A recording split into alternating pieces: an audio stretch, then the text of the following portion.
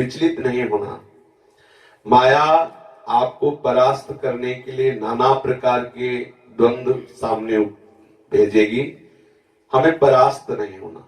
अगर हम कहीं फिसल भी जाते हैं तो पुनः संभल कर खड़े हो, फिर कमर कशो, आगे बढ़ो।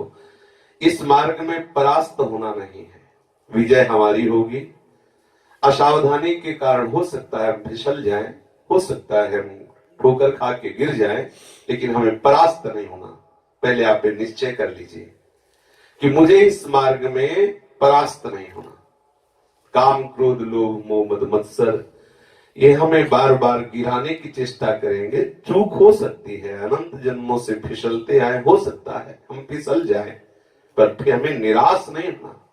हमारे मार्ग में निराशा इस विषय में नहीं होनी चाहिए कि पर अब मुझे भगवत प्राप्ति कैसे हो सकती है, ये निराशा नहीं होनी चाहिए। यहां आशा बंधम, हमारे हृदय में दृढ़ आशाएं होनी चाहिए। आशा बंधा, हमारे हृदय में दृढ़ता पूर्वक ये भाव बैठ जाना चाहिए कि अब तो निश्चित मुझे भगवत प्राप्ति हो जाएगी।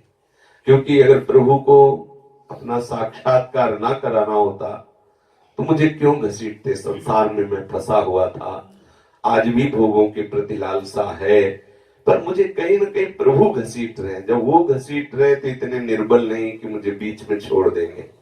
हमें निराश नहीं होना, ये हम आपको हृदय की बात बता रहे हैं। इस मार्ग के पथिक के जीवन में ऐसी भी परिस्थितियां आती है कि उसे अपने इष्ट पर अविश्वास होने लगता है, उसने अपने साधन पर अविश्वास होने लगता है। इतना समय हो गया, वही अंदर दुर्वासना, वही आकर्षण, कहाँ है हरि, नहीं बचा पाया मेरे को, ऐसा भी आ सकता है। ऐसी भी परिस्थिति आ सकती है, घबराना नहीं। ये माया की चाल है, ना होने पर भी आपको ऐसा अनुभव करा रही है। हरि के प्रति, उपासना के प्रति, गुरु मंत्र के प्रति 1000 बार गिरने पर भी अश्रद्धा ना होने पाए, इतना आप ध्यान रखना। ये माया आपको ऐसे परास्त करने की बहुत से अवसर लाएगी सामने, जहां ये हृदय की बात कह रहा हूं।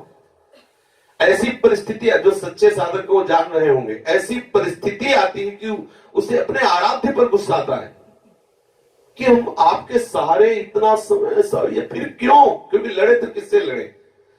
और यहां सुनने में तो एकदम उतावलापन आया, भगवत प्राप्ति ऐसे हो गई, और जब कदम बढ़ाओ तो ओठ सूख जाते, हृदय जलता रहता है, और जाने कैसे कैसे हो सामने ऐसे दाने चारे फेंके जाते हैं कि पंछी फंसी जाए जाल में।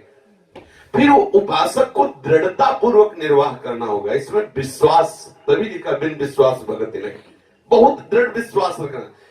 कुछ बातें ऐसी होती हैं जो पढ़ के भूली जाती है, कुछ बातें होती है जो हृदय की भूली जाती है।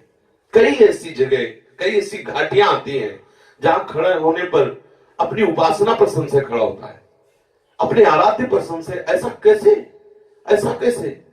अब अगर वहां आप सावधान नहीं है तो यही चाह रहे थे। ये प्रकृति के जो यंत्र बने हुए मन बुद्धि और ज्ञानेंद्रियां हैं, ये यही चाह रहे थे कि आपको शुद्ध मार्ग पर अश्रद्धा हो जाए, फिर वो आपको रौंदेंगे। इसलिए कभी भी किसी भी परिस्थिति में पहली बात ये ध्यान रखें कि अब आपका नाश नहीं हो सकता। आप गिर सकते हैं, आप ठोकर खा के लड़खड़ा सकते हैं, लेकिन संभालने वाले हरि हैं।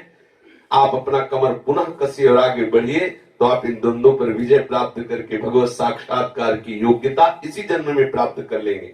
घबराना नहीं है, ये हृदय की बात कह रहे हैं। ऐसी परिस्थितियां आती हैं कि साधक को अपने इष्ट पर गुस्सा आता है, क्योंकि अब लड़े तो किससे लड़े? बार बार आपको लगेगा मेरी पुकार बिल्कुल नहीं सुनी जा रही, मेरी साधना का कोई परिणाम मुझे नहीं दिखाई दे रहा, लेकिन आपको निराश नहीं होना। आप खुद इसका, कल ही किसी साधक ने बताया कि सदगुरुदेव भगवान ने कहा, हरि प्रतिक्षण तुम्हें देख रहे हैं, तुम्हारी एक एक चेष्टा का हिसाब हरि करेंगे। आप ऐसा मत सोचिए कि आप जो कर रहे हैं हरि जान नहीं रहे, अच्छा या बुरा। यदि आप भगवत भजन कर रहे हैं, आप प्रभु के लिए रो रहे हैं, तो आप ये समझ लीजिए कि हरि आपको देख रहे हैं। आप ऐसा मत सोचिए कि आप एकांत में रो रहे हैं, कौन जानता है आपको।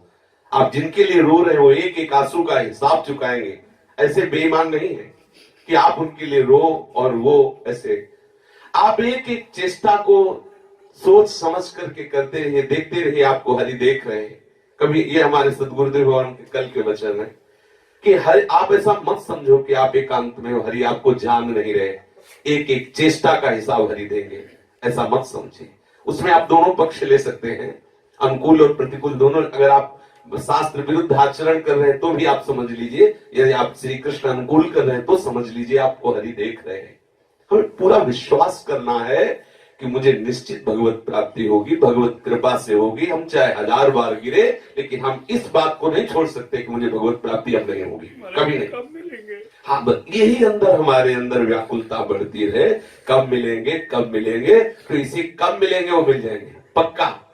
ये इतनी व्याकुलता बढ़ती जाए कि जब शरीर सुख, संसार के सुख अच्छे न लगने, वो करते रहेंगे। डॉक्टर है, बहुत बढ़िया डॉक्टर है, पक्की बात समझ लो, ईमानदारी से वो हमारा हित करने में लग गए हैं। मंगल भवन है, अमंगल नहीं हो सकता। हमारे साथ जो भी व्यवहार हो रहा है वो हमारे योग्य है। वो कहीं ना कहीं हमको शरीर संसार से घोर वैराग्य दिला के ही रखेंगे। और जहां ऐसा हुआ, ये उन्हीं की चाल है। हमारा गिरना भी एक उठने का एक लक्षण है। आप अंदर की बात कह रहा हूं, साधक का एक बार मुंह खाना भी उसके उठने का एक लक्षण है, उसके ऊपर भूमिका में पहुंचने की एक दशा है। घबराने की आवश्यकता नहीं है। आप जिस परिस्थिति में हो, हरि की नजर में हो, जो भी परिस्थिति दी जा रही है हरि के द्वारा दी जा रही। आप चाहे जितना जैसी भी परिस्थिति हो, घबराना नहीं, प्रभु आपके समीप है और आपको निश्चित भगवत प्राप्ति होगी। इसलिए हृदय की बात बोल रहा हूं, क्योंकि ऐसी स्थितियां आती है कि साधक अपने को बिल्कुल असमर्थ पाता है। उस समय उसको लगता है मैं किससे बताऊं अपने हृदय की बात, किससे कहूं, हरि सुन नहीं रहे, जो साधन कर रहा हूं उसका कोई परिणाम नजर नहीं आ रहा, और हमारे सामने प्रतिकूलता, विपरीतता बढ़ती चली जा रही। घबराने की जरूरत नहीं। ये वो स्थिति है जहां आर्त भाव से आत्मसमर्पण हो जाएगा। वो हरि के द्वारा ही दी हुई स्थिति है। उस समय बुद्धि काम ना करे तो भी आपको इन बातों पर विश्वास करना है कि हमारा मंगल नहीं होगा। जो भी हो रहा है मेरी भगवत प्राप्ति के लिए ही प्रभु ऐसा कर रहे हैं। अगर प्रभु ना चाहे तो मेरे जीवन में ऐसा कैसे हो सकता है, ये दृढ़ विश्वास रखें।